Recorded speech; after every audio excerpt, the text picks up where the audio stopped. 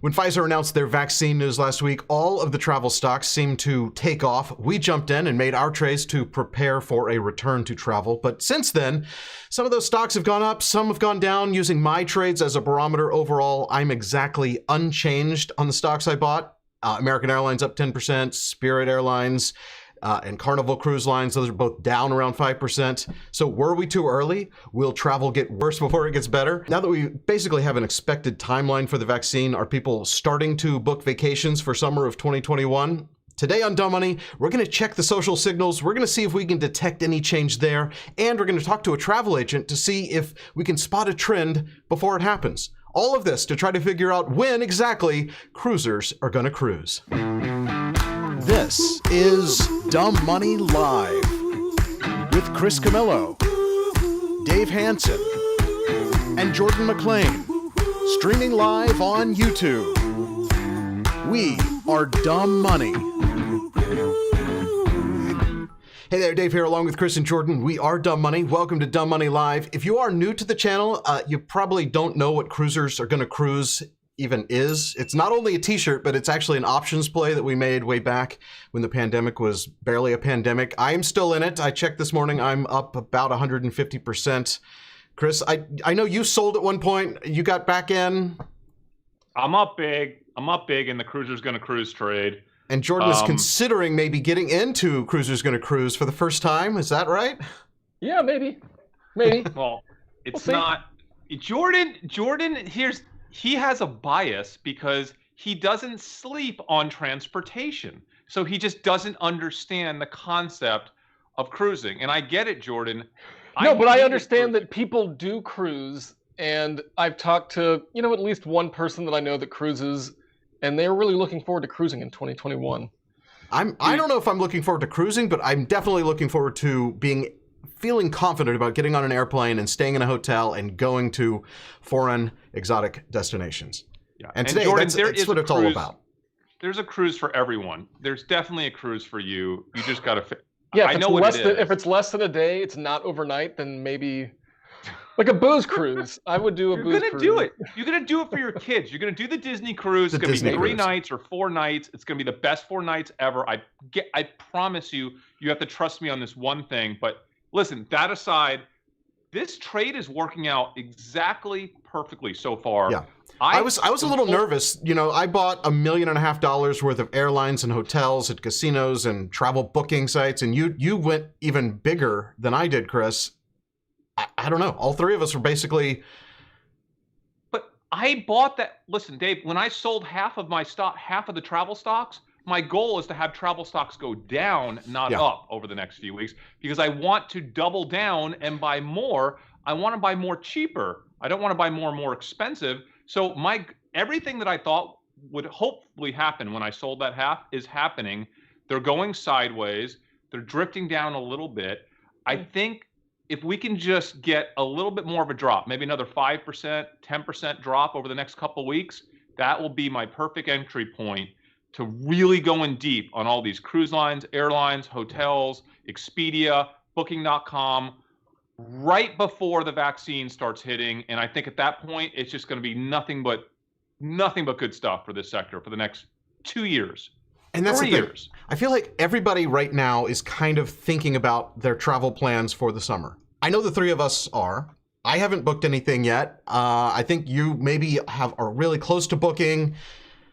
We need to get on these before everyone books, right? We need to. First of all, I want to buy some airline tickets before the prices all shoot up. But the stocks, right? I booked my first summer trip yesterday. Done. I'm going away in June. I had the trip booked to Florida, and the person I booked it was a house. Basically, I just booked a house. But the house rental agency said that they were seeing more bookings right now for summer than they normally see, right? And again, this is a little unique because it's like houses and it's a high-end neighborhood in Florida. But let's talk to Caroline before we look at the data. We'll talk to her.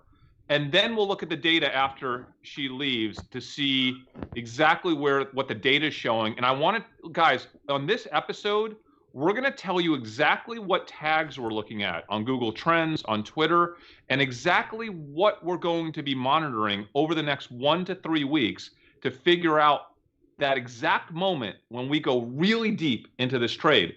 But first, let's get a little anecdotal, qualitative, just from someone that does this every day and is talking to travelers. Because so let's bring Caroline in. This is Caroline Settle. She is not just a travel agent, she is your travel agent, right, Chris? Well, she's a good family friend, first of all, and a travel agent. And I was so anti-travel agent, as Caroline knows. She was like, I didn't even think about using her. I knew she was doing this, but I was like, I do everything myself. I'm obsessive. No one's booking my travel for me. And then I finally booked, she told me, she's like, Chris, that hotel you're going at, that's in my network. I can get you free breakfast, free upgrades, and I could tell you what room to stay in, because most of the hotels that she booked, she travels the world. It actually stays in these hotels. She's as neurotic as I am when it comes to, this is the room you want to stay in. This is the restaurant you want to eat in. Like, I finally found someone who actually is more neurotic about travel and exactly what to do and where to stay and than I am, and I could trust her when I book my travel. So guys, maybe if we have time, we're going to get to hear some stories about how neurotic you are. But we do want to ask, first off, what is the kind of buzz? What are you hearing from your customers and then the other agents, the other travel agents that you know? What are you hearing? What is the sentiment out there? How bad is it, or is it even getting slightly better? Like, I know it's been bad, right, for all 6 months, but.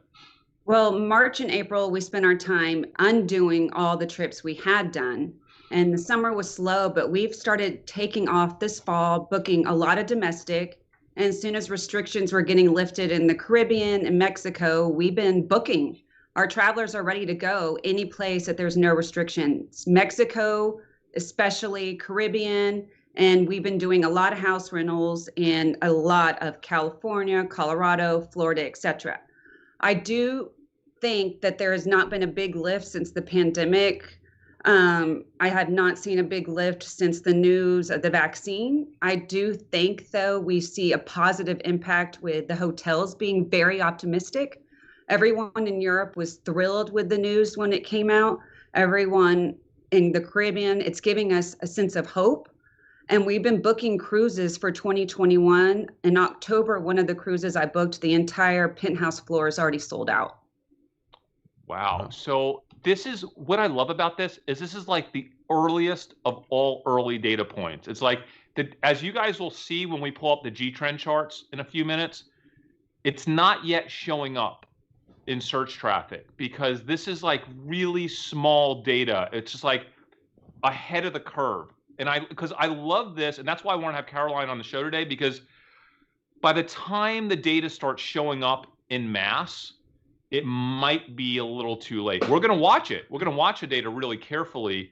But this is just what I want to know more from you, Caroline, is just the sentiment. I know there's some people booking, like you just said, but do you feel like people want to travel, but they're just kind of waiting on something? Like they're just kind of waiting until things clear up a little bit more, or like what do you think? I think it's half and half. I think that there's people that have been traveling and ready to go. And then I think that there's people that have the travel vouchers and have been waiting and are ready to go when they feel like the time's right. And they might just wait and see how the vaccine plays out and then get ready to go. But I do think that it's going to take some time to get back to where we once were. Last year, we were going to have our biggest year, and we ended up spending more time on doing it. But those people had special anniversary trips, special milestone birthdays, everything, and they're ready to get back out there and do that. So once people feel comfortable and confident, we'll get those bookings done. My flight last weekend back from Puerto Vallarta was completely sold out. And I think that once people see that people are going on these trips and returning and being okay, we'll start to see a bigger demand for that. And once the vaccine's here, we're going to see even farther demand for that.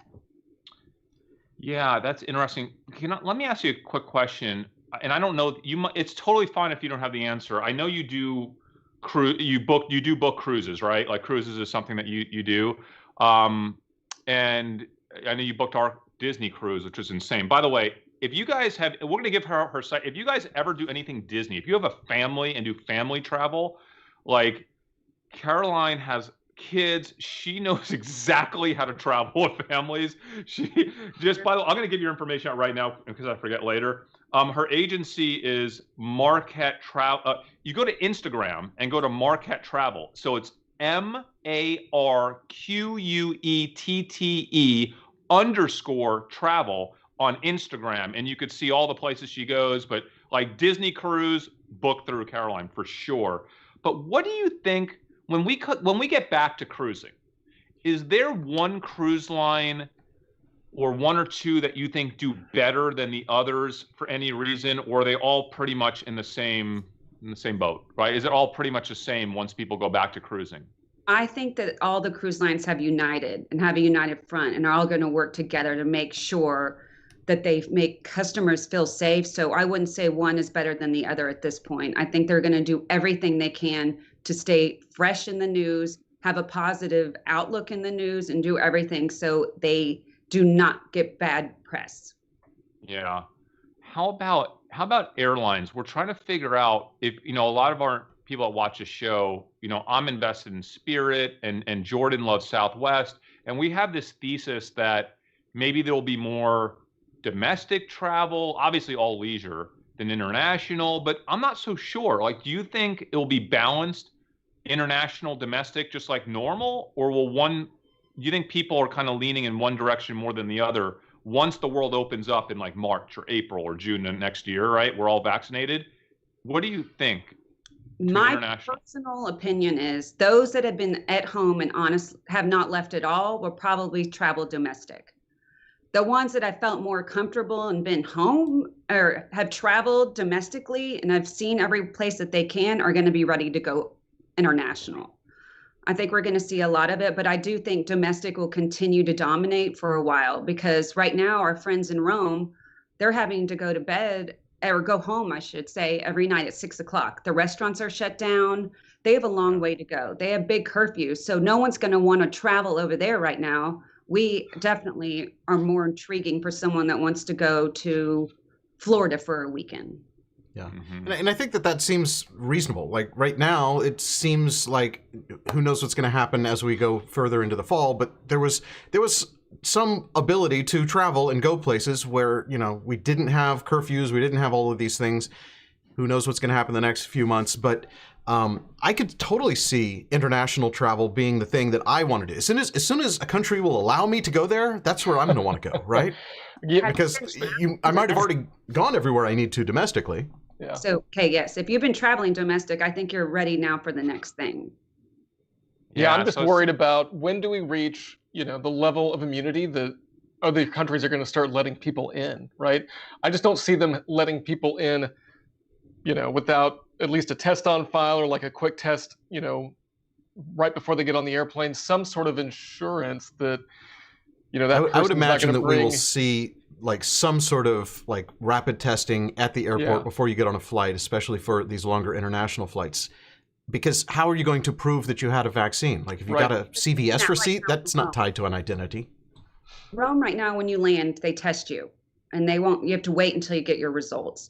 And I think they tried to do that in the EU this summer and they're starting to do that in Hawaii. So I think in order for tourism to survive, they're going to have to find ways around that and get better testing because the restaurants aren't going to make it in these smaller cities. The hotels need the rooms. Right now, going back to Italy as an example, because I just had a call with them. In Rome, you can't have your restaurant open after 6, but the hotels, if you have a hotel guest, they're having to leave their restaurants open just to feed those guests, but they might only have 3 rooms booked. Well, if Americans are there, we're keeping those hotels fulfilled. So they're going to have to think cost-benefit analysis at some point. That's interesting. Yeah. That's interesting. Dave, Jordan, I have one last question for me, but do you guys have anything else on or does anyone else on the comments? Any of y'all in comments have any questions at all for Caroline? Let us know and we'll throw it in. But while they're putting their questions in, I have a question for you that's not specifically related to this, but I think it's a fun one because we never have a travel agent on the show. You just got back from this Mexico trip and I saw the pictures. You're on the board of directors for this new resort. And I'm kind of like I'm not a big Mexico guy anymore. I've done so many trips there. I'm like, I am not doing Mexico anymore. I'm done with Mexico. But I saw the pictures, and I might go back to Mexico for this the brand new resort that you were just at. Could you tell us about that? Like, what was that like? What is this place that you went to? Absolutely. I was on the advisor board. So I was one of the Virtuoso advisors asked to be on the board for the preview of this new hotel. It's one and only Mandarina. Mandarina is a name that they came up with for the area. They're going to have a one and only hotel, and there'll be a Rosewood there eventually. So we'll kind of mimic like Punta Mita, where there's a Four Seasons and a St. Regis. But Mandarina doesn't mean anything except it was a code word they used to talk to about in all the cafes they were talking about when they were wanting to buy all these acres of land. But it's a swimmable beach. It's rainforest. I stayed in a treehouse room with my own plunge pool. It was fantastic. You walked in, the lobby was open air. All the restaurants were open air. The spa, you could even open the doors to the jungle if you want a massage and feel safe right now. It was amazing. The service, wonderful. Oh, please take that off. Oh, sorry. It will be the way I think hotels will be built going forward. We've had a lot of calls with hotels and trying to make sure that you don't feel like you're staying directly next door to someone.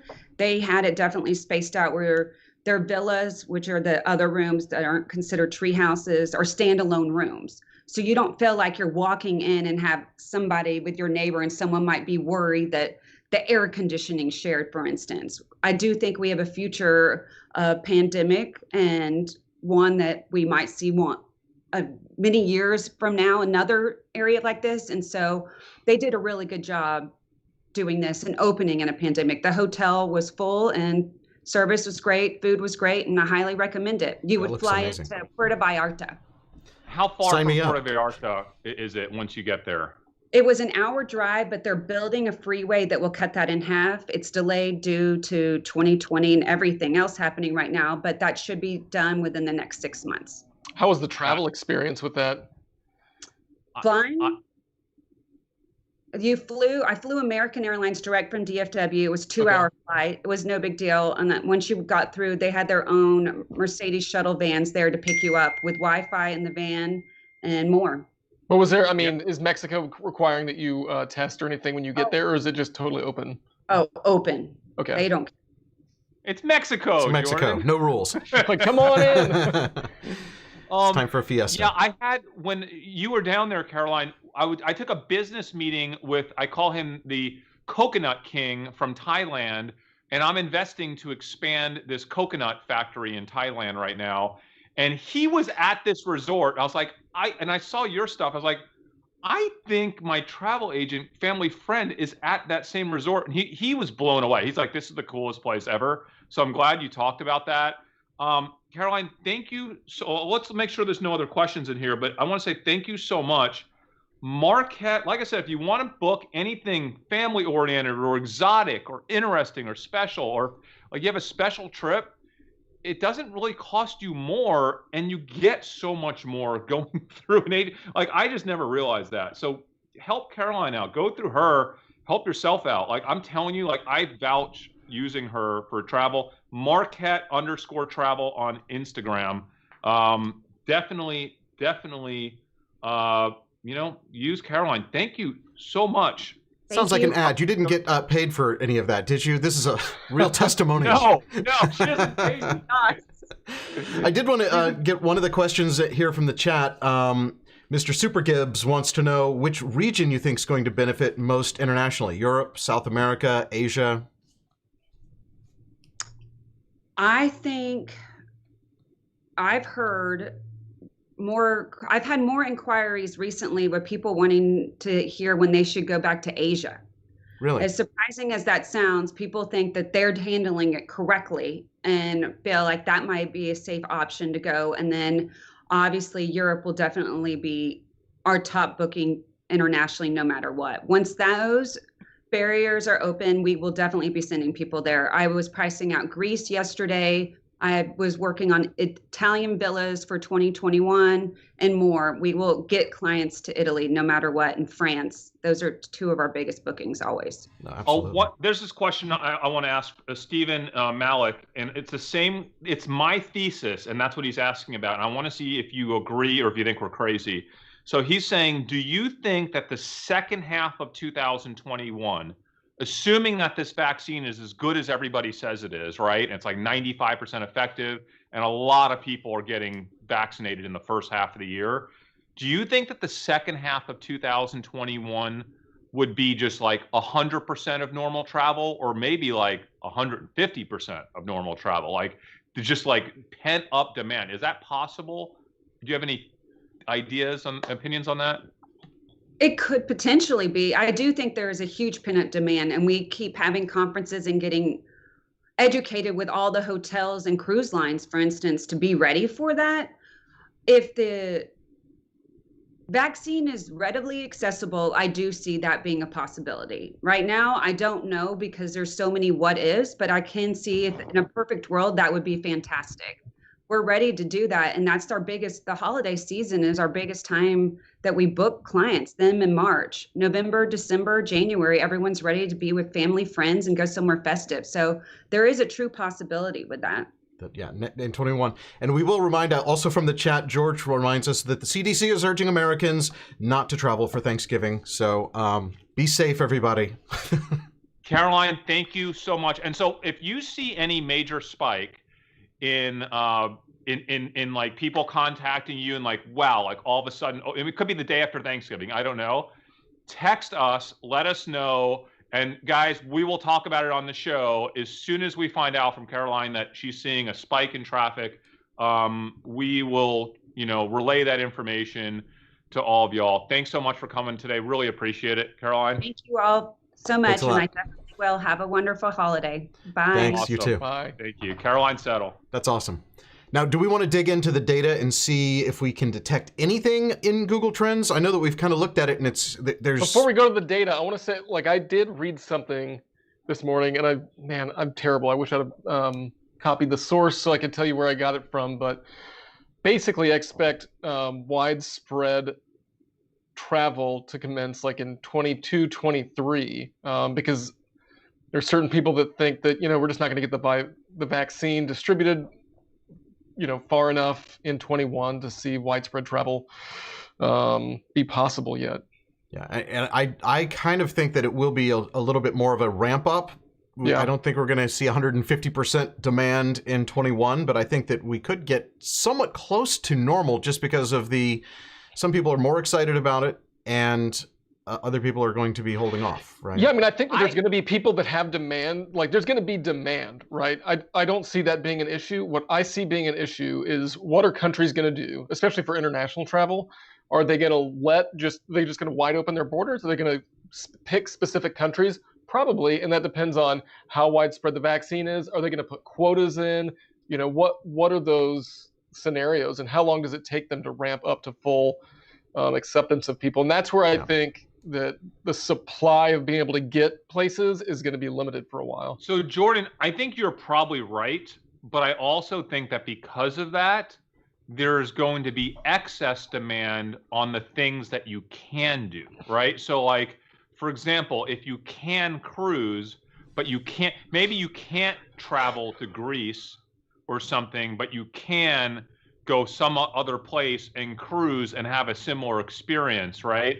Like maybe maybe the cruise ships figure out, they change up their routes to places that, you're allowed to go. Possible. Maybe it's hard to travel to the Caribbean because they make it such a pain, but it's easy to travel to Orlando and hop on a cruise ship and get to the Caribbean, right? So like, I think they could be the net winners of this, and like that's why I like Spirit Airlines. I feel like Spirit Airlines only flies places that are going to be fully open and people will be traveling to, right? Like they're not going to France and to places that might have tight restrictions. So that maybe comes into play. But I also feel like there's going to be so much pent-up demand. And here's the thing. Do you remember, even at the work, I was so terrified this summer to do anything, like terrified. And yet it seemed like half of the world was totally fine this summer going nuts traveling. Like only half, not 100% half. And that was with no vaccine during a summer spike in the pandemic when it was getting worse. People were sending their kids to camp everywhere. Like it was just, and that was with nothing, no hope. That's where I told you I don't disagree that there's going to be demand to be able to go places. It's just what are people allowed to be able? What are they going to be able to do? Is the testing going to be there to where countries are going to let people in? Will the vaccine be readily available enough? And can you prove that you had the vaccine, or whatever those requirements are? We don't even know. And I think that we'll see a big 21, but I think I might actually buy additional options for 22. Or do you just focus on the companies that aren't negatively impacted by the stuff that Jordan's saying? Like what Jordan's saying would negatively impact like United Airlines, for example, right? Because he's saying like if 30% of the places that United flies, and those are the nice expensive flights, by the way, like if those are going to be dead and they're stuck, maybe that's an issue for them, but it's not an issue for Spirit or Southwest, really, right? And like Mexico, we just heard Mexico's not putting any They're not even putting restrictions now. But what scares me about going to Mexico all of a sudden. What I didn't ask her is there a restriction on coming back in? Like, what does our customs require you to do when you come back through? I think nothing. We're just allowed to come back. Yeah. I mean, they're not going to. I haven't heard of any kind of restrictions at the airport. Yeah. It says, oh, look, I'm getting messages from Caroline. She said no restrictions. No restrictions. Okay. Yeah. No restrictions. That is so wild to me, but I guess, Yeah. She said New York City has restrictions. Yeah. But that's it right now. Yeah. So New York. And they're always a little ahead of the curve when it comes to, getting behind the curve to begin with, and then they figured things out, and now they know what kind of rules to put into place. They put a very strict 3% infection rate in for schools, and that happened yesterday, and schools are now virtual. Yes. Yeah. And I don't think we're going to get 100% virtual school by Thanksgiving, but I wouldn't be surprised to see us go like 50% of the country virtual post-Thanksgiving week, that wouldn't shock me or anything, or higher. So like this is, guys, what we thought is pretty much going to plan. We'll see. I don't think we're going to see a huge bump in the travel stocks in the next week, right? I don't think that's going to happen. I would love to lose a lot of money in the next week on my travel portfolio. I would love to lose a lot of money there. You went in big, and then you pared back. You sold about half of what you did, right? Because I sold half. Now I want to lose money on the half I capped because I want to buy the other half back cheaper because I have absolute confidence that those stocks are coming back. Now, that said, there's a lot of dilution, as we know, right? A lot of debt, a lot of dilution. So, especially what Carnival just is doing an offering right now. And we saw Norwegian yesterday. They got hit more than 5% when they diluted. Dude, but they need to, because now they have more of a runway to be able to afford to keep these ships maintained. That's such an expensive business. I would not want to be in the cruise business. Yeah. Also, when you're constantly running, it's not a problem because you can maintain the debt really well. But when you're not booking any passengers, it's a big problem. Yeah. Lots of Black Friday sales, Caroline's saying too. But guys, what I think is interesting? I think it's debatable how large the stimulus is going to be once all this, the White House turns over, right, mid-January. But I'm still confident we're going to get a stimulus. I don't know how large it's going to be, but I think it will be retroactive. And I think that it will happen, since it's happening so late now. Remember, when we thought we were getting stimulus like in September, October, we were like, okay, let's just rebuy all the stimulus stocks. Yeah. But if we're not going to get stimulus, we're not going to get a vote for stimulus till late January, meaning stimulus is going to be paid in February and maybe be back paid for a few months. Guess what, guys? We're talking travel. Like we're talking like people might use that stimulus. Bigger checks and vaccine on the horizon. That's when you buy your expensive cruise or airline. Oh, I love this trade. I love the trade, and it is a high conviction trade for me. Not in the short term, not in the next few months, but it is a high conviction trade. And it will be one of my largest trades of the year. No I'm pulling doubt up about it. these are the things I bought about $1.5 million worth of stocks last week. You're probably about everything even in went those up. now, or Well, slightly look at that. up, right? It is pretty much even. It is exactly 0% gain loss. Wow. And that's hooked up to real-time quotes based on the price I paid, and 0% change. I lost $4,000 on a $1.5 million. Dave, we have so much better visibility today than we did a week and a half ago. We have Moderna, right? We have Pfizer then coming out and saying, by the way, double down. We're also at 95%, not even 90 anymore, with the full data. Guys, the data is insane. It's insane. I mean, the market is not able to fully recognize and appreciate, I don't think, the degree.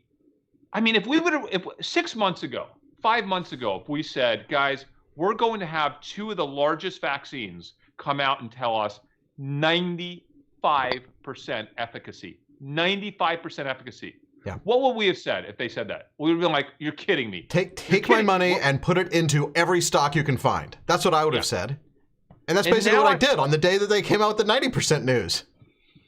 And I don't regret it, and I'm doubling down on it because the market just can't see past this dark phase.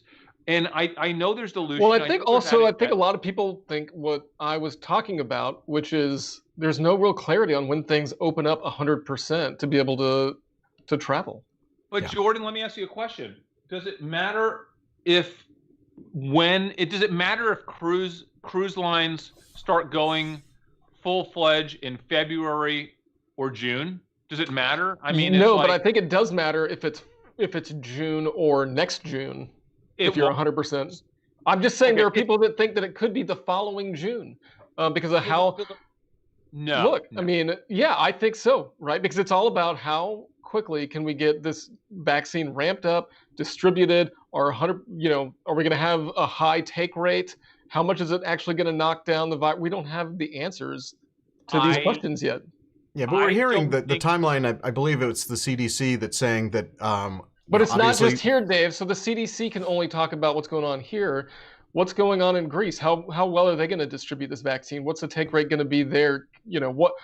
We don't know what Europe looks like as far as the vaccine goes. We know that we're ramping up as much as we possibly can, but we've got American companies. They're probably going to take precedence on American citizens first. Well, anything could happen, but I think when you look at the way they've treated the cruise companies this year, right? I think they've been easier than I would have been harder on them. Like, I can't even believe there's any cruises doing anything this year. Like, I'm shocked, quite honestly.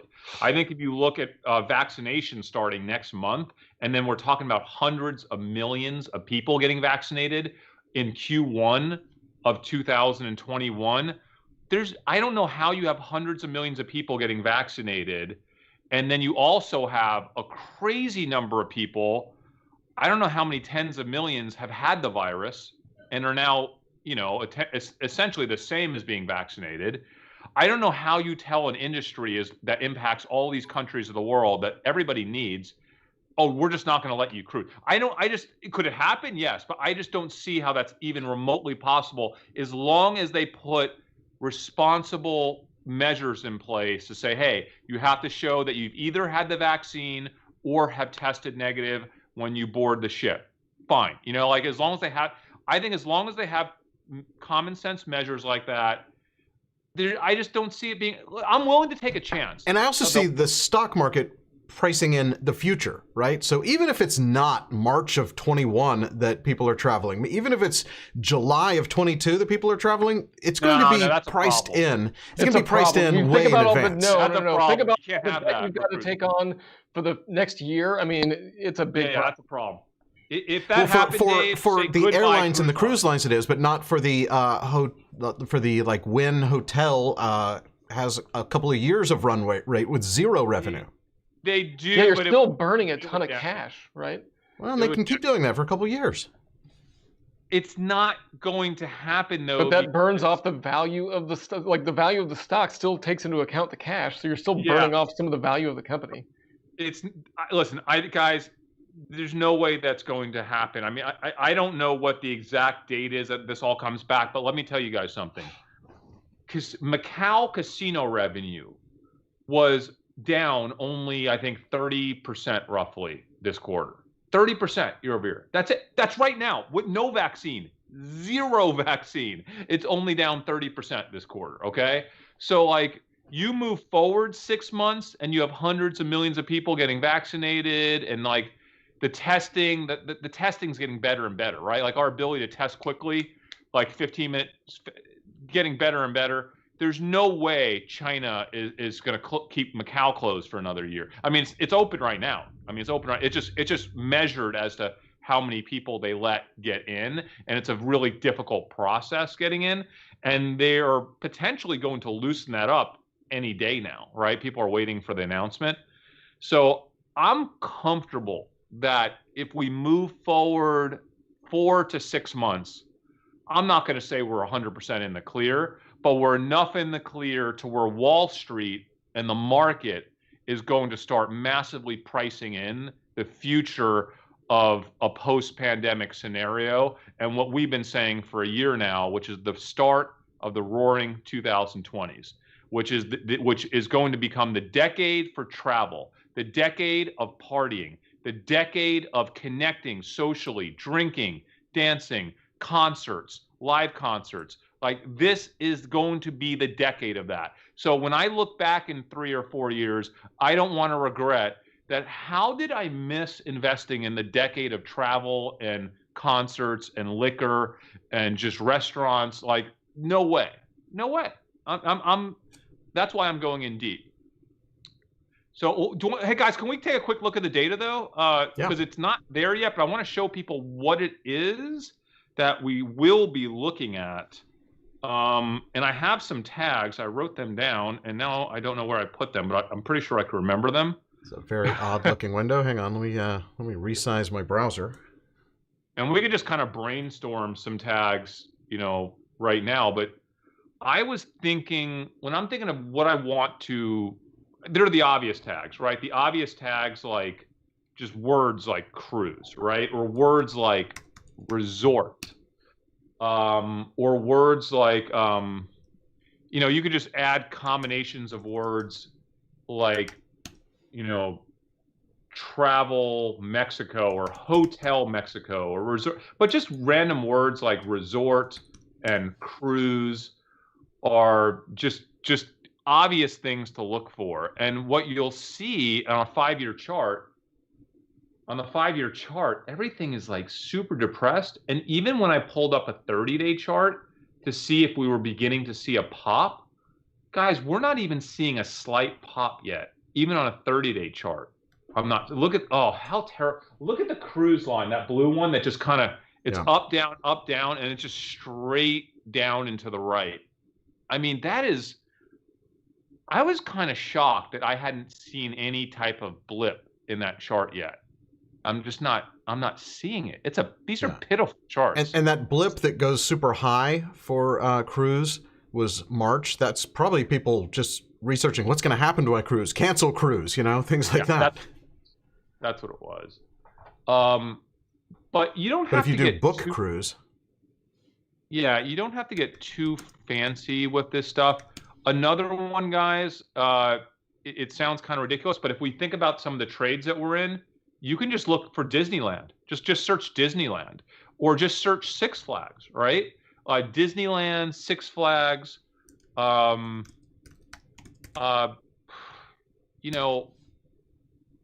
hell, if you're invested in Ruth Chris, you can just continue to look every day for steakhouse. How many people are searching for a steakhouse, right? I mean, this is not complicated stuff. The issue is that it's just not showing me anything yet. You know what an interesting one might be, guys, too? I didn't think about this since we had a travel agent on today. How about the word travel agent? Like, people looking for a travel agent. I don't know. Like, if you're booking a big trip, like a big one, right? You might be looking for a travel agent.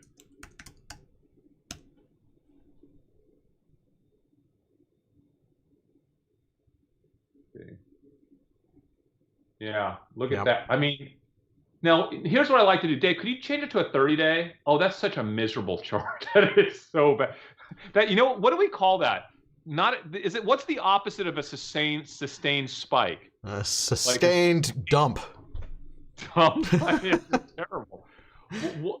What do you want to see? 30 days? Yeah, I like looking at the 30-day because what it tells me is am I seeing the early stage of a bump? Absolutely not. Nothing. Yeah. Nothing. No. I mean, nothing.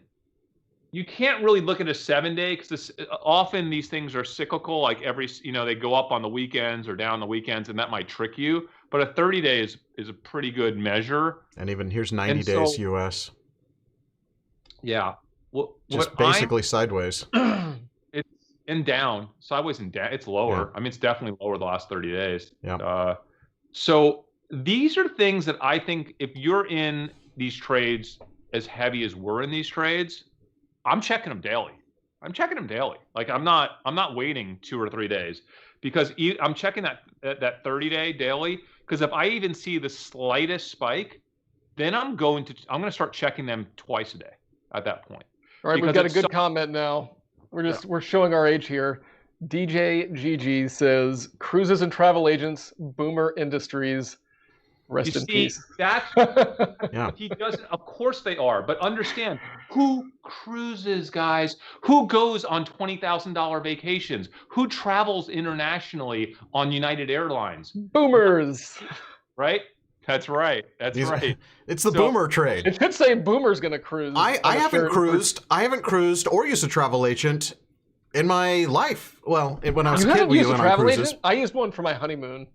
Yeah. One of our friends' moms. She was awesome. It doesn't matter who uses them. The bottom line is a lot of people use them. Obviously, you saw by the chart, it's representative of a part of the industry. So you want to look at representative tag sets because I can assure you one thing: when you know what's nice about travel agent is it's people searching for a travel agent, whether you think that millennials or Gen Zers use them or not.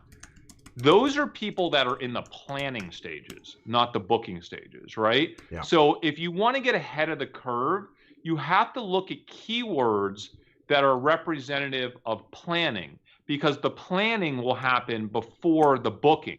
So even if travel agents are only 10% of the market or 5% of the market, it really doesn't matter. If that tag allows you to get an insight into the planning phase before the booking tags start to show a rise in data, that's what you want. So guys, what I want you thinking about is like, what tags can you evaluate that will get you earlier in the curve? Like earlier, I want to get in early in the curve as possible. And by the way, this is not just G-Trends. You can check Twitter. I mean, what are people talking about on Twitter, right? Like that maybe they're talking about that they want to go on a cruise. Or maybe they're talking about like something cruise sold out. Like Caroline just told us, it's a tiny piece of data, but the fact that the entire penthouse level was sold out, right? I don't know, on one of the cruise ships or something like that, or one of the hotels. Like it's a small data point, but those small data points matter before the data gets big. Because once the data gets big, it kind of becomes obvious, right? I just put travel agent and travel website and book travel in, and while travel agent did see that downtrend in the last 30 days, here's a 90-day chart. It looks like book travel actually has spiked up. Now, nowhere amazing, but for a 90-day chart, we're seeing a little uptick near the end. Can you show just book travel, Dave, so we can see? It's a little hard to... Yeah. Yeah, I've got another point to that, Chris, in that by using the the travel agent and all that stuff, and maybe cruises, is that biases towards a certain population, that then maybe younger people feel more comfortable traveling, and so they're still gonna travel, but they would never use an agent. True. So absolutely true. It's a thought. Yeah, no, that's valid. That sounds valid. We can see that book travel is definitely down 5 years, but for that run here in the last year, it seems to be trending upwards a little bit. Let's just look at 12 months, which is basically, pandemic time. We see a drop, and then we see... That's kind of what we're looking for. Yeah.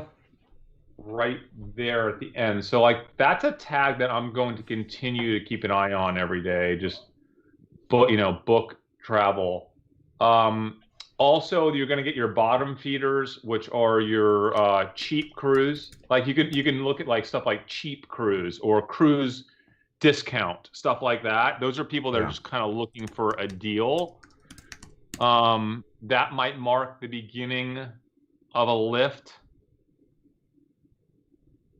I have Airbnb in there right now. Just someone had suggested that as a millennial tag, but this is cheap travel. 12 months. That's such an odd word. Like, could you imagine searching for cheap maybe I would search for like discount hotel or discount cruise or like I don't know, something like that.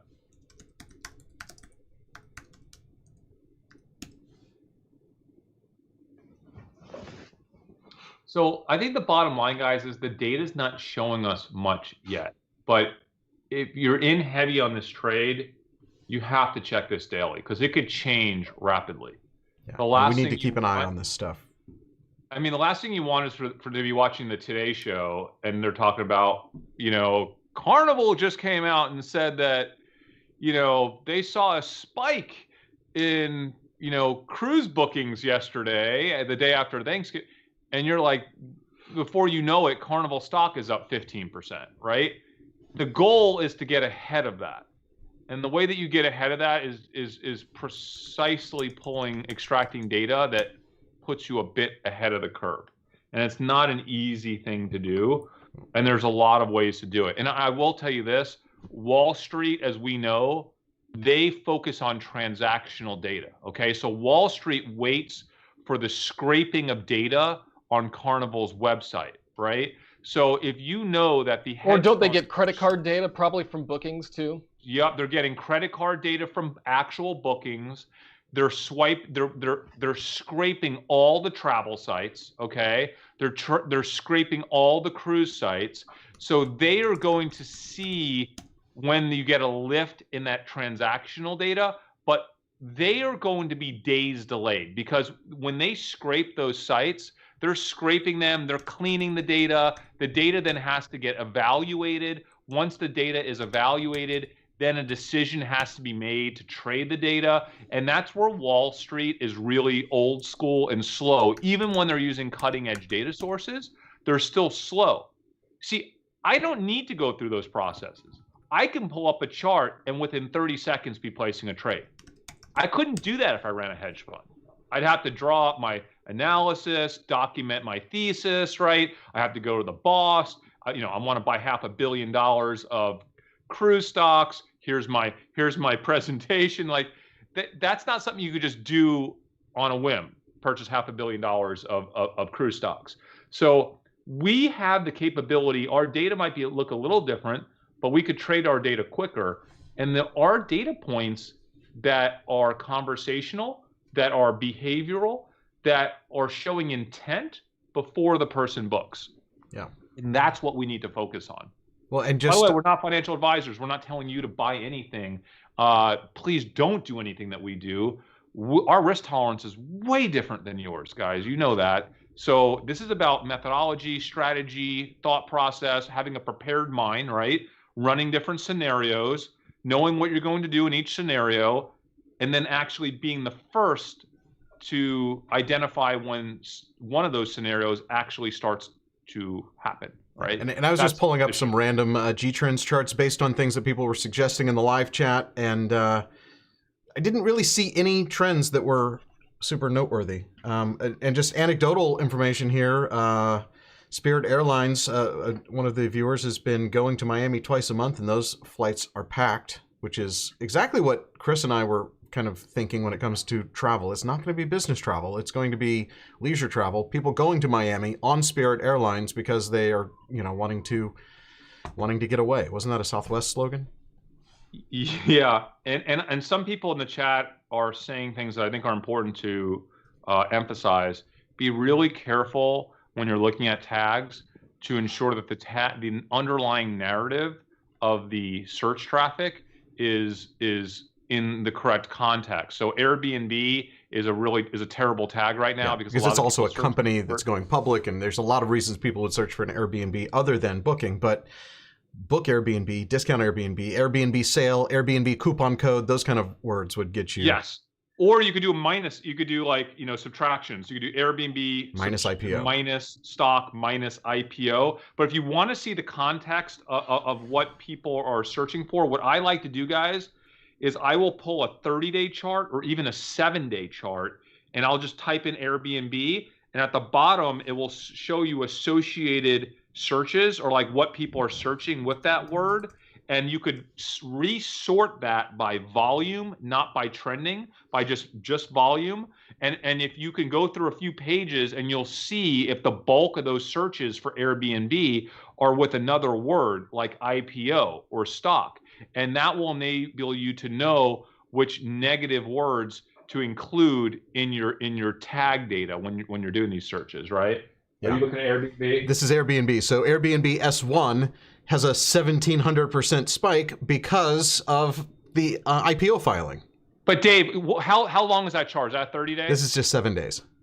Okay, now wait. You're looking at rising. Could you change the? No. Go down to the bottom. No. Go to the bottom where you have rising. Yep. And change it from rising to the top. Yeah. And now you can get a really good idea on those related topics. No, not related topics, but down further to the other area. Queries Related and queries, yeah. top. Yeah. And Airbnb IPO. Yeah, all IPO. IPO. Yeah. Hotels, and then stock. And Airbnb Near Me and Airbnb hotels are the ones that would be more relevant to booking. Yeah. So be very careful. That will mess up your analysis like you wouldn't believe. By the way, when we were consulting hedge funds for about 4 years at Ticker Tags, this was the #1 exercise we went through with them. Not necessarily always on G Trends. Often it was on Twitter and Reddit and contextualized data sources. Because when we would see an acceleration of conversation around a certain topic, the first thing we would do is identify the underlying narrative that's driving that search volume increase, because it might not be what you think it is, right? Like people talking about Lululemon yoga pants is not necessarily a good thing if what they're talking about is the fact that they're see-through, right? And you can't buy them. So you need to understand the context and the narrative. Yeah. That was fun. So what else? I mean, that's Passport it. renewal is a good one. That's an interesting thing. I haven't searched for that. Steven. That's good. Yeah. That's good. Tesla is still kind of up today, not as much as it was. Gosh, that Tesla trade is just so beautiful. It's just, I love it when things work out how they're supposed to work out. That's really saved my entire week, was that Tesla trade. Piton, I'll take it. Another up day, even if it's they slight. Yeah, they're up 75 cents on a nice market down day. Ooh, 88 cents. Dude, you're right. I will take that all day long on Piton. GAN is, getting back up there, Dave. It's a 1756. So if you want to lighten up on your GAN, you can start that process anytime now. Wait, a stock's going up. That's good. I think I should keep it. I'm just reminding you. You know what? I sold my Roku, and I guess it hasn't really gone up that much. I sold it a week ago. Yeah, no, you didn't sell it at a good time. No, it's gone up more. Didn't I sell it too? I think I sold mine too. Today. You sold your Roku? I can't remember. Didn't I sell mine? It's up today, big time. Yeah. Yeah, I sold it because of opportunity costs, right? Yeah. Like opportunity cost of staying in Roku versus being in Sabre or being in Wynn Casinos, right? Like I'm just transitioning my account from pandemic stocks to post-pandemic stocks. And I did keep, listen, I kept all of my Piton, which is a dangerous proposition going out of the pandemic. I know. And so I don't need to also have Zoom and Roku and Netflix. So I sold all those. I sold my Zoom. I sold my Netflix. I sold my Roku. And so I'm keeping my Piton. I'm keeping my DocuSign. I'm keeping all my tech stocks, right? Yeah. But looks like I sold my Roku as well. And here's the thing, to make room guys, for some travel stocks, just like you. I'm still considering hedging my Piton at some point. Like if we, in the next couple weeks, if things get really bad and, you know, Piton pops up there above 110 again, I don't want to say a price because I'm going against my own rule. I shouldn't look at price. I mean, if the sentiment of Peloton, and I think this is the one instance where sometimes pricing is representative of just sentiment because people are thinking, oh, the pandemic's getting worse. Everyone's going to buy a Peloton. I know that's about to switch back, right? Like we know that the spring is going to be this weird time for Peloton when people might sell it off. It could get down to $90. I don't know. It can go down considerably. I'm thinking about hedging it again. So haven't put the hedge on, but I might. Short term, 60 days, 90 days max. Totally makes sense. You have way too much Peloton. I have a lot. Way too much of your net worth is tied up in a exercise bike. An exercise bike, which is weird. I know. All right. Any questions, guys? And you don't even own the product, which I think is also weird. What? You don't even own the product. It's because I'm not I don't like riding a bike in my house. Like riding a bike is not ideal for my back, the lower back issues. I got torn disc and stuff. And if I'm going to ride a bike, I'm going to ride my real bike because I just enjoy it. So I'm not a Peloton guy. I just looked at my portfolio and determined that of all of the stocks I own, only 3 of them are for products or services that I have never actually used. Every other one is something that is actively a part of my lifestyle. See, I feel, Dave, that that's something that you need to work on because you don't want to let your biases overly impact your trades because, like, if I did that, I would have never invested in Peloton, obviously, because I'm never going to, listen, I probably won't ever buy a Tesla. A lot of the stuff I buy, I mean, I don't know. It's a hard thing to do. You got to focus on what other people like versus what we like. Because we're so weird, Dave. We're not like representative anymore, at least. I counted Tesla as a product that I haven't purchased, but it's in my list of things that is on my shopping list. So you bought the tequila, Dave. I did. I've actually purchased something from Tesla. You are now a Tesla customer. And I think I'm on the waiting list for one of their vehicles too. So. Oh, the truck. Oh, please. No, I don't think it was the truck. Was it the I thought truck? You did. I did it live on the waiting air. List for the Tesla truck. Was it? Yeah. For the Cybertruck. Because I didn't do it right away. I did it like during an earnings call or battery day or something. I was excited about Tesla so much that I think I reserved the truck. And battery day got you excited? That was not a good day. Something got me excited. Doesn't take much. Hey, ended up being a good day. Looking retrospectively, right? I mean, it's up, way up since battery day. For sure. It's up. So we talked about 2% today. Piton collab, guys. The most important piece of that Piton collab with Beyonce is just branding. It's just who's the next Beyonce? Like once Beyonce, I have a feeling. But she's not even on the videos. I don't think. Adrian did a Beyonce class, and it was literally just Beyonce music, and then somebody dressed up like kind of like Beyonce would. No, a costume of Beyonce. Looking... I don't know. I haven't done enough research, but that's the one class Adrian took. That's funny. I think she used to be a backup dancer for. That sounds. That sounds about like what Peloton would do. I wonder if they remembered to pay the music licensing fee this time. We'll find out. You got to drop that, dude. Why? Just Ask because for forgiveness later is the way that you build a $1 trillion company in 2020. You look at what these guys do. That you can't play by the rules.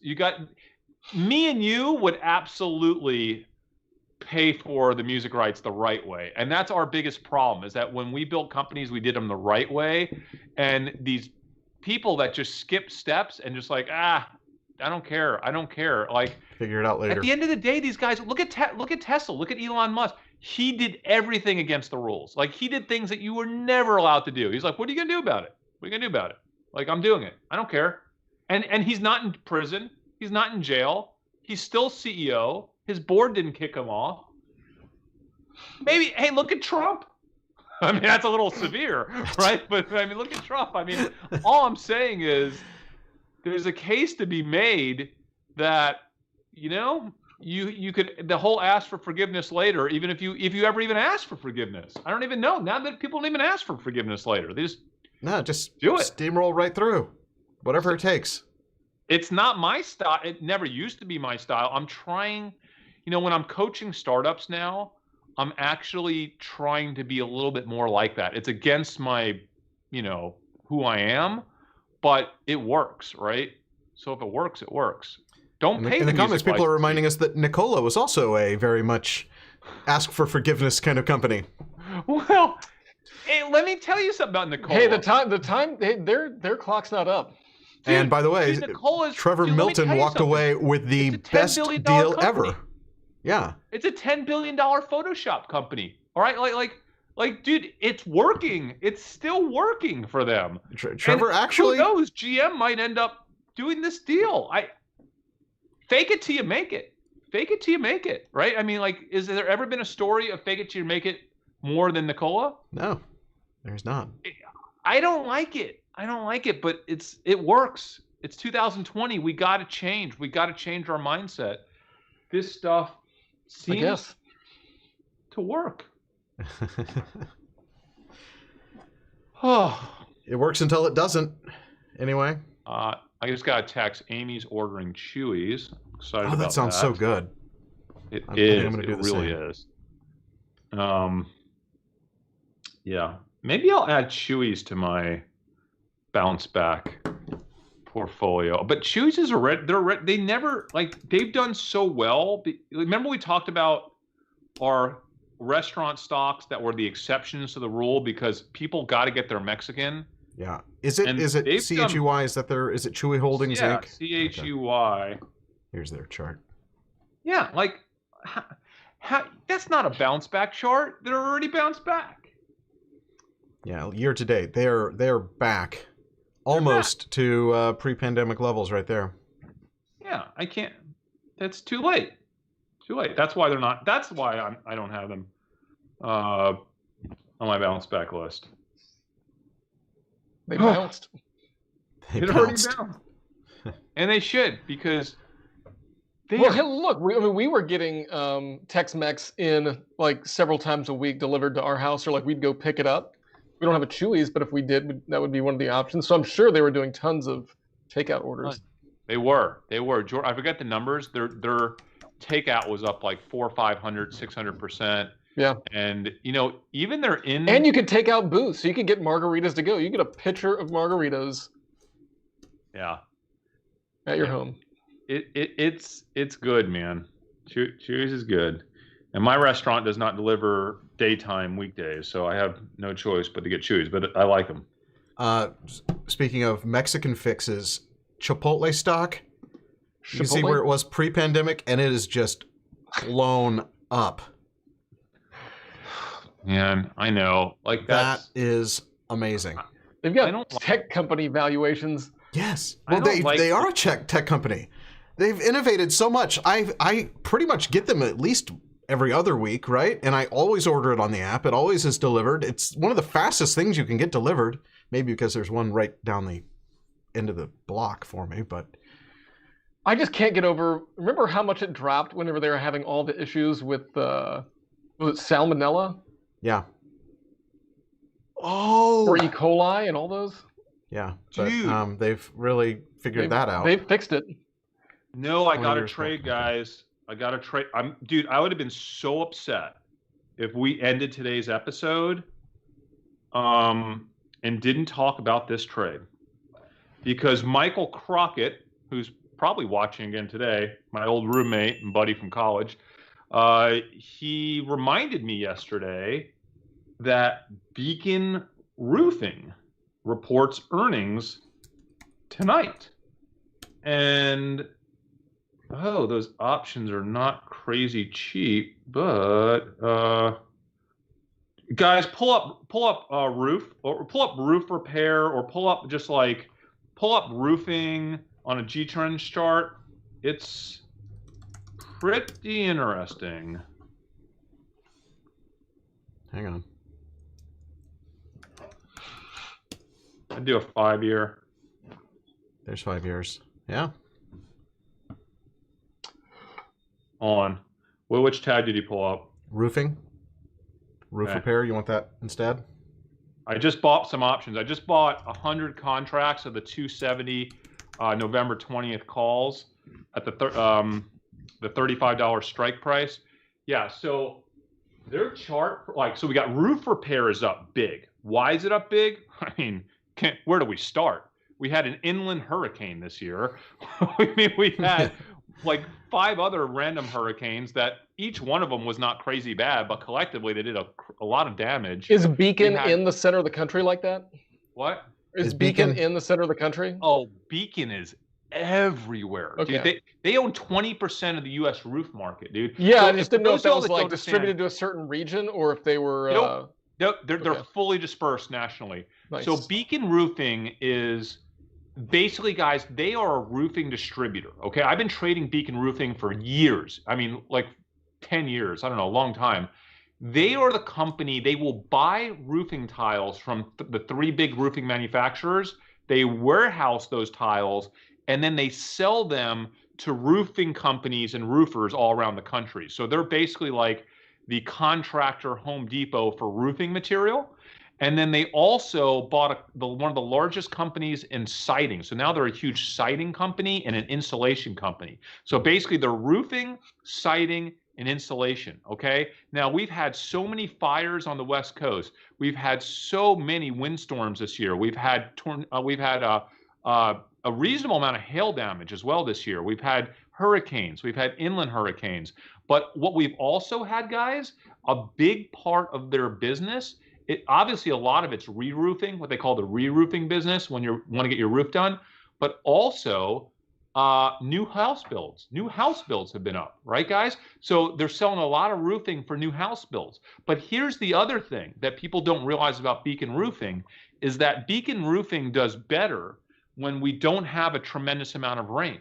And we have not had, to my knowledge, like a really bad rain season nationally. Have we the last quarter? I don't think so. It's been like average, maybe even below average in some areas, right? I think you're right. Yeah, so see, when it's raining, roofers can't roof. Roofer's gonna roof. The roofer's gonna roof, but not when it's raining, okay? So roofer's gonna roof, but it has to be dry. We're not making a shirt for roofers gonna roof. That's probably we might. Depending on how much I make on this trade, Dave. Can it have a dog like roofing? We might have to make a roofer's gonna roof shirt. Because woof. I bought that's a shirt I want. Let's look at it as a woof in my book. See, here's the problem. I should have made these trades before I talk about them on the show. That would be a smart thing to do. I just talked about that. This price went up. I just bought another 100. I had to pay an extra 15 cents a contract because you guys out there are probably buying these things. We're not financial advisors. Don't do what I do. Do some research first, guys. Make your own decisions. We don't want you to do this. This is just what I'm doing because I love to trade Beacon Roofing. Now, Beacon Roofing, their stock is back up. It's back up, but I don't care because it looks like the data is showing me that they're going to have one of the strongest quarters they've had in a while. That's what the data is showing me. So dude, I just bought 70K of options and I already own $250,000 of Beacon Roofing stock, guys. So I might buy some more stock too. I don't know. Do either of you guys even have Beacon? I don't have Beacon currently. No, I sold mine. I don't know, like last year or something.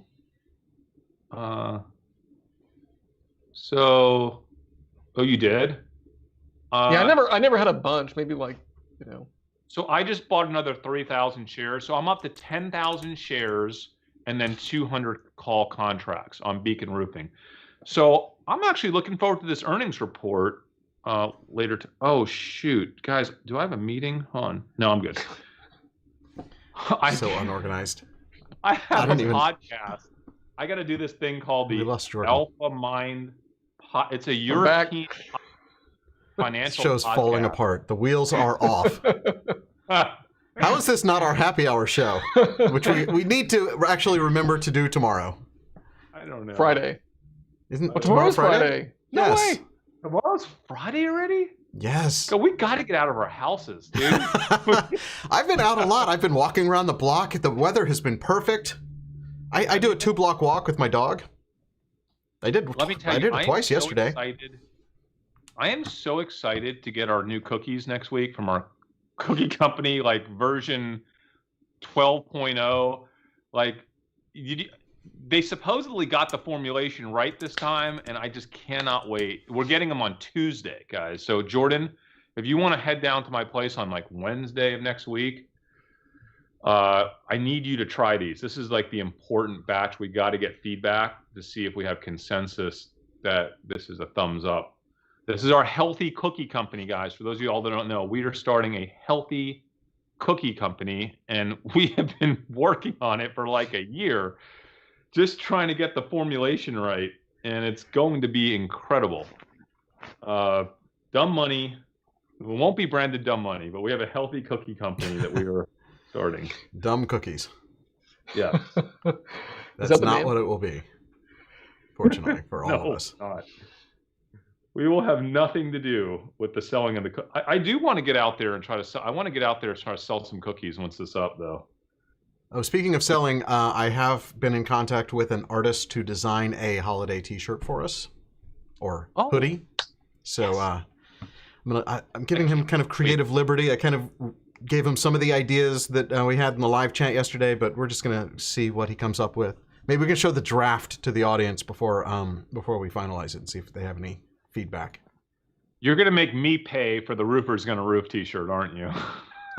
If you want to have original artwork done, you absolutely have to pay for Roofer's Gonna Roof. Okay. I'm gonna do a full color shirt instead of just the line artwork, so it's gonna be a little more expensive for me, but we don't pass those costs on to our audience. Why would we?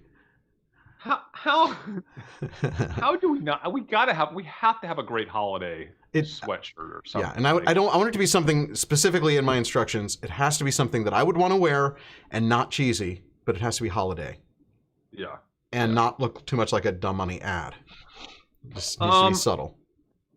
Okay, Law wants us to talk about T-Doc, and yes, I still own my T-Doc because it's not a short-term arb trade. It's a long-term arb trade. It's like, might it come down when I might buy puts to protect it for like Peloton for a few months here. That's possible, and I might buy more of it if it comes down hard because it's the future. That's it. Like, it's the future. Teladoc is the future, and I think a lot of people have done it now once, right? Whether Teladoc or some other version of, remote doctor. I had a dermatologist appointment over my FaceTime on my phone, and it was amazing. Like, I showed them what was wrong. They got me my stuff. Didn't have to leave my bedroom. It was just unbelievable. That's I've never done it. Should be. So anyway, I don't know what to say about Teladoc. Sorry, it's taking me a second to get that up on the screen. Yeah, you guys. I mean, it's come down. It's come down. Yeah, I'm not in Teladoc right this minute. I sold my Teladoc. For me, it's a long-term holding, and I have a couple other companies in that same kind of realm. So yeah, that's my T-Doc. What else? Any other questions? Psychedelics. We're not ready. We're not ready because... We got to do it, though. We got to do it next week. Why don't we do it next week? It has to happen next week, yeah. Well, I'm saying we're not ready to do it tomorrow, but we have like a couple other ideas for tomorrow we'll talk about. Next week, we'll do psychedelics, guys. It's happening. Yeah, what do we want to do tomorrow? I had some ideas. Need to run by you guys. I think we could do Gray TV, or we can do Funko, or we can do weather, but my weather trade's kind of like not as interesting because we had a cool snap. I would have liked that episode to be more pure. I just have to take a look at the long-term weather forecast before I commit to that episode. Like long-term, I mean like 3 weeks out, because I don't trust anything more than 3 weeks out. People are saying Funko. Well, one person said Funko twice, and it made me think that multiple people were saying Funko. Oh man. Wait, and GTN. Oh, is that GTN? Is that the gray TV one? Yeah, it's a Georgia. Yeah. Okay. Yeah, I election think play. like we have to do, but we're gonna do both those, and I feel like we should probably do GTN because it's quick and easy, and I don't want to have a long Friday episode, especially if it's going to be a happy hour talking about a serious subject. Like we can get gray TV out of the way. Something fun. We need to use a fun topic. Is gray TV not fun? Talking about the Senate race and That was not fun. No, that sounds terrible. I thought we did rural TV networks benefiting from Senate people overspending. I thought we did AMA on Friday. Yeah, we'll do an AMA Ask Me happy Anything hour. and maybe talk Funko, because that seems fun. Wait, AMA? We do Funko. I'm totally cool to do Funko. AMA is Ask Me Anything. It's AMA, dude. Ask Me Anything. Oh. Yeah, that could be. We can do. Let's do Funko and AMA tomorrow. I have to dig. We have the Funko presentation deck. We all need to read through it tonight. We should invest in AMA, American Marine Public Company Limited, which has a ticker symbol AMA. It's like we know nothing about it. But I see people saying AMA all over the place. They seem to be on a severe 5-year downtrend. Yikes! It's a value stock, right? Anything that goes down, you can call a value stock. Here's the deal. If we do Funko, we have to have the Funko community member on, though. Who's the Funko community member? Yeah, we have a guy who's been doing all the Funko research, did a full deck on Funko. We got to find out who that is. Leon, if you're watching today, can you help us connect us to this? I'll find out. We got to see if we can get the Funko guy on tomorrow. So whoever is the Funko guy who did the high conviction deck on Funko, we got to make sure that person is available. So I don't want to do the episode without them. He's put a lot of work into this, or she. I don't remember who it was. Yeah, that's it, dude. I'm gonna go eat. Because I got to do a European podcast in a minute. So. Oh really? Which podcast? Yeah. Should we promote it? Well, it's not live, so it's. I guess they're going to tape it and then air it next week. Alpha Mind podcast interview. I don't know. These guys from Alpha Mind are they're not sentiment, but psychological traders or something like that. I don't really understand it. I'm not really prepared. I'm just gonna let it fly and see what happens. Wing it. Wing it, yeah. Kind of like this show. Yeah, I do that. Totally. I do a lot of homework for this show every single time, dude. I know. By the way, I was on Beacon all last night. I just almost forgot to talk about it. But I'm kind of pumped for a little earnings day trade today, a little off-radar Beacon Roofing earnings trade. Now I'm excited for 3 o'clock to come around. And if I lose money, I can blame Crockett for reminding me about Beacon. Anyway, all right. Stocks. Goodbye. Watch us in all the things. I love how Chris loves to do the goodbye by saying, "Okay, goodbye." Well, I mean, you know, this is Dave's job. This is I don't even want to do it anymore. I want Chris to start doing it. He doesn't want to do it. He doesn't do it, and he forces us to do it now for him. Spotify, Apple. I don't know. Where else do you see us on? Twitch, Twitter? We're barely on Twitch. We have 4 viewers on Twitch. Okay, how about... So I wouldn't even bother with Twitch. No. Twitter? I would basically want people to follow us on Twitter and Instagram. And if you're not already subscribed here, definitely subscribe here. And to our main channel, our original channel, Dumb Money. And also to this guy's channel, because... he doesn't produce videos very often because he does 5 days a week on this channel, so he never has time to make his own videos. But if he ever does, they're really good. They are good. They are good. I recommend. Oh yeah, are we on Parler? You have to remember to do. We're not on Parler. Should we be? We're not far off. No. We don't do any political social networks. We're anti-political. But, we are. wait, we're on all the places. You Dave. should watch our. If you ever miss a show, you should listen to our podcast. You know, to remind people that I can never remember them either. So I'm basically just thinking through out loud. But you know, Twitter, Instagram, @DumbMoneyTV. Basically, if you want a list of all the places, this is what I really should just start doing. Tell people to go to dumbmoney.tv. What does that look like? Because Yeah, and that has it's everything basically a list of all the places where you can find us. Boom. We have. It's like our link tree. Yes. Why is it so We- big and not we fitting on the have- screen? Hang on.